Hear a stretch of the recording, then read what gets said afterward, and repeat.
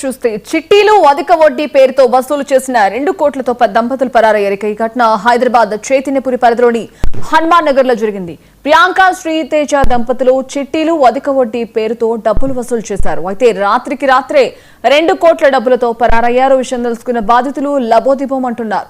న్యాయం చేయాలని కోరుతూ పోలీసులను ఆశ్రయించారు. అర్ధరాత్రి ఆమె పారిపోయిందండి.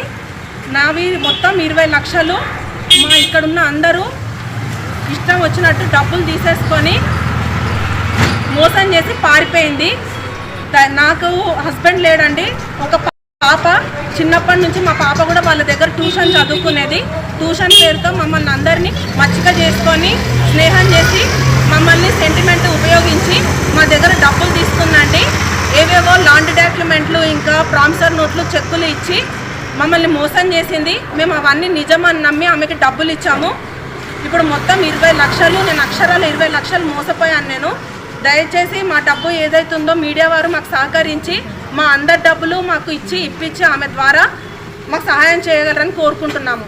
హనుమాన్ నగర్ చైతన్యపురి ఏదైతే ఉందో ఇందులో ఇక్కడ ప్రియాంక అనే ఆవరపల్లి ప్రియాంక అండ్ సాంబరాజు శ్రీతేజ అనే 2 దంపతులు ఈ కౌటిల్య ఫ్యాషన్ నడిపిస్తున్నారు. ఇక్కడ వీళ్ళు ఈ షాప్ పేరు చెప్పుకొని మా రైట్ ఇదే అంశానికి సంబంధించి మళ్ళీ అప్డేట్స్ మా స్పెషల్ కరెస్పాండెంట్ తేజ అందిస్తారు. తేజ చెప్పండి, ఇక చిట్టీలు అధిక వడ్డీ పేరుతో వసూలు చేసిన 2 కోట్లతో 2 దంపతులు పరారైనట్టు తెలుస్తోంది. అలాగే శ్రీతేజ అండ్ ప్రియాంక దీనికి సంబంధించి మీ దగ్గర తాజా అప్డేట్స్ ఏంటి?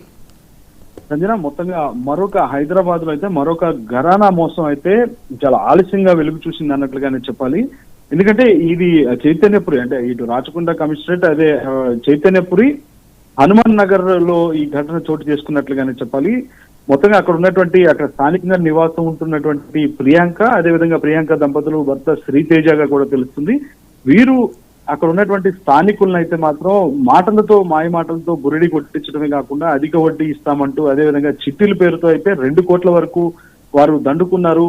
తర్వాత తిరిగి పైసలు చెల్లించాలి అని చెప్పినప్పటికీ, చిట్టి పూర్తయినప్పటికీ కూడా డబ్బులు చెల్లించకుండా కాలయాపన చేశారు అనేటువంటిది అయితే మాత్రం, అంటే వారంతా రూపాయి కూడబెట్టుకున్నటువంటి పైసలన్నీ కూడా అక్కడ చిట్టీల రూపంలో ఏదో ఒక వడ్డీ రూపంలో వస్తుంది అనేటువంటి ఒక ఆశతో ఇచ్చాము, కానీ మమ్మల్ని ఈ విధంగా మోసం చేస్తారు అనుకోవట్లేదు అనేటువంటిది అయితే మాత్రం బాధితుల నుంచి వినిపిస్తున్నటువంటి పరిస్థితి ఉంది. వారంతా కూడా అక్కడ స్థానికంగా ఉన్నటువంటి చైతన్యపురి పోలీస్ స్టేషన్ ఆశ్రయించారు. అక్కడ స్వప్న అనేటువంటి వ్యక్తి అక్కడ అంటే ఫిర్యాదు చేయడంతో మొత్తంగా ఇది ఒక్కసారిగా ఒక్కొక్కరు బాధితులు అయితే మాత్రం ఒక్కొక్కరిగా బయటకు వస్తున్నటువంటి ఘటన అయితే వెలుగు చూస్తుంది అన్నట్లుగానే చెప్పాలి. పోలీసులు కూడా దీనిపైన సీరియస్ గా తీసుకోవడంతో పాటు, అంటే రాత్రికి రాత్రే హుటాహుటిన 3 గంటల ప్రాంతంలో ఎవరికి చెప్ప పెట్టకుండా సామాన్లన్నీ సర్దుకొని వారు పరారయ్యారు. వారి ఆచూకీ కోసం తెలియకుండా ఉంది, ఫోన్లు కూడా స్విచ్ ఆఫ్ లో ఉన్నాయి అనేటువంటిది అయితే మాత్రం బాధితుల నుంచి చెప్తున్నటువంటి పరిస్థితి ఉంది.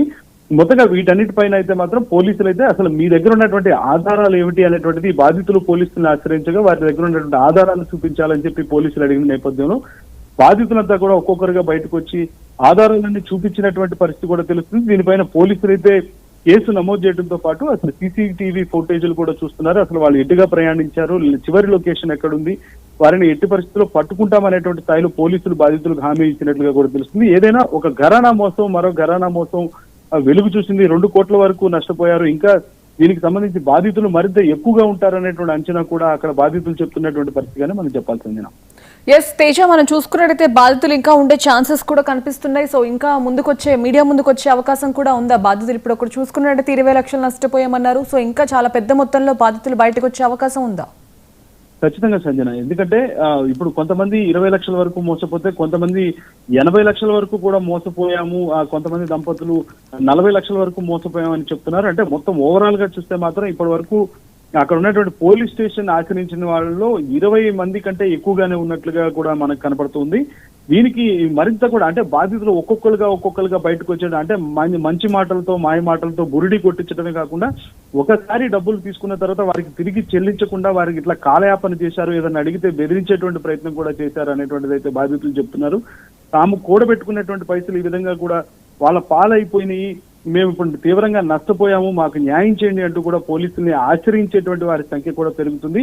ఈ బాధితుల సంఖ్య పెరగడంతో పాటు ఈ 2 కోట్ల అంచనా అనేటువంటిది ఏదైతే ఉందో, ఈ 2 కోట్లకి మరింత ఎక్కువగానే వాళ్ళు మోసం చేసి ఉంటారు అనేటువంటిది అయితే మాత్రం బాధితులు చెప్తున్న దాని ప్రకారం తెలుస్తుంది అన్నట్లుగానే మనం చెప్పాల్సి ఉంది. Okay right, thank you Teja, thank you for the update.